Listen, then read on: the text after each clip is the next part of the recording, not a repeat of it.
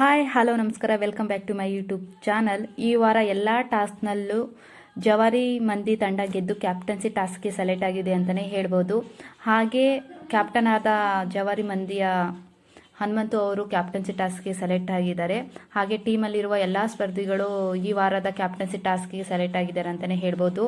ಹಾಗೆ ಹನುಮಂತು, ಶಿಶಿರ್, ಐಶ್ವರ್ಯ, ರಜತ್, ಗೋಲ್ಡ್ ಸುರೇಶ್, ಭವ್ಯಗೌಡ ಇವರೆಲ್ಲ ಕ್ಯಾಪ್ಟನ್ಸಿ ಟಾಸ್ಕಲ್ಲಿ ಆಟ ಆಡ್ತಿದ್ದಾರೆ ಅಂತಲೇ ಹೇಳ್ಬೋದು.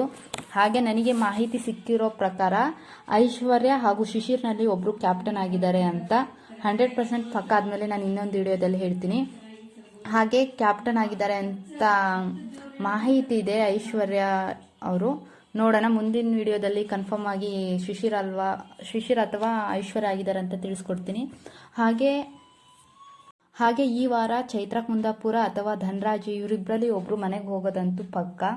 ಹಾಗೆ ಫಿನಾಲೆಯಲ್ಲಿ ಕಾಣಿಸಿಕೊಳ್ಳುವ ಸ್ಪರ್ಧಿ ಈ ವಾರ ಕಳಪೆ ಸಿಕ್ಕಿದೆ, ಯಾರಂತ ಕಮೆಂಟ್ ಮಾಡಿ. ಹನಂದರ ಒಬ್ಬರ ಟೀಮ್ ಕೂಡ ತುಂಬ ಚೆನ್ನಾಗಿ ಆಟ ಆಡಿದ್ರು ಅಂತಲೇ ಹೇಳ್ಬೋದು, ಚಿಕ್ಕ ಅಂತರದಲ್ಲಿ ಸೋಲ್ತು. ಹಾಗೆ ಈ ವಾರ 8 ಜನ ನಾಮಿನೇಟೆಡ್ ಆಗಿದ್ದಾರೆ. ಸೊ ಚೈತ್ರ ಕುಂದಾಪುರ, ಧನರಾಜ್, ರಜತ್, ಹನುಮಂತು, ಭವ್ಯಗೌಡ, ಮೋಕ್ಷಿತ ಪೈ, ತ್ರಿವಿಕ್ರಮ್. ಸೊ ಧನರಾಜ್ ಅಥವಾ ಚೈತ್ರದಲ್ಲಿ ಇವರಿಬ್ಬರು ಈ ವಾರ ಕನ್ಫರ್ಮ್ ಆಗಿ ಹೋಗ್ತಾರೆ ಅಂತಲೇ ಹೇಳ್ಬೋದು.